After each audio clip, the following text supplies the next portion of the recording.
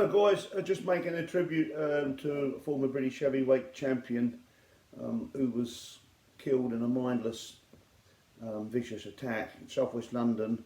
Big Bad James Iyabola, former British heavyweight champion, was in a pub at the Chateau Bar, the Shadow 6 Bar, southwest London, Fulham, early hours of the morning, around 2 a.m. and asked three fellas just to stop smoking. He was off duty, but he was a doorman there.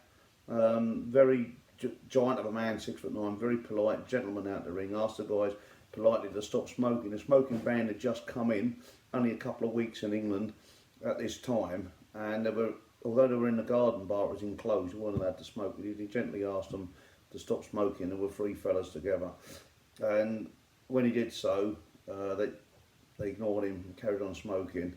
And the witness said he asked them in a nice, polite, gentlemanly manner just to stop smoking. They didn't. A bit of a scuffle ensued, and without warning, pulled out a gun, went down into his underwear, pulled out a gun without warning, and let three shots off. Big Bad James Iyabola was struck in the neck, and he lay slumped back in the seat. The 6'9" John, just aged 46, left a family of three behind. Terrible, terrible tragedy, mindless stuff. Yeah, Big Bad James Iyabola, he's British heavyweight champion. He fought Lennox Lewis as an amateur. He knocked out Clifton Mitchell to become the British heavyweight champion. I'll show you a little clip here. Fantastic punch, just to highlight his power. In his 24 fights, he had 16 knockouts, and you can see why. Have a look at this.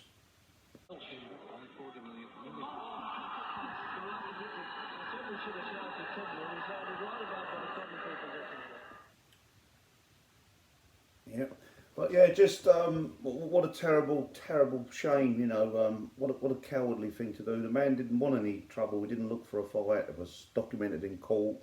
He asked very politely, very nicely.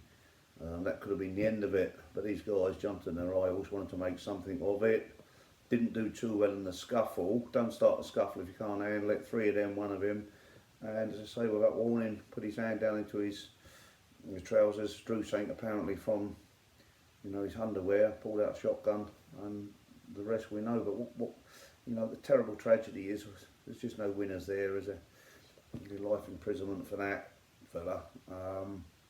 And Big Bad James Iyabola, in the prime of his life, in the sense of, you know, maturity, you know, mental maturity now, maybe past his physical best, retired fighter, but still a big, strong guy, three children, ready to move on in life and just feeding his family by doing his door work, and doing it apparently in a very, very humble way. Big Bad James was his name in the ring, but I didn't meet James Iyabola. He fought people I knew and stuff, but you know, apparently that was just a ring name, and he was a real kind, gentle soul. Yeah, so 23rd of July 2007, it all ended for the big man, the Nigerian-born British champion. Good career, and had so much to look forward to. But just paying a tribute, so if any of his family out there or fans out there, God bless you. May you rest in peace. Yeah, it's mindless. Just a terrible ending. I mean, Corey Sanders, I covered a bit on that, got shot out in South Africa, heavyweight champion of the world, just had a party. He was minding his own business when three gunmen come in, trying to raid the place and let out shots, and he lay on his daughter, protecting his daughter. So it just goes to show, you know, you can't beat a gun.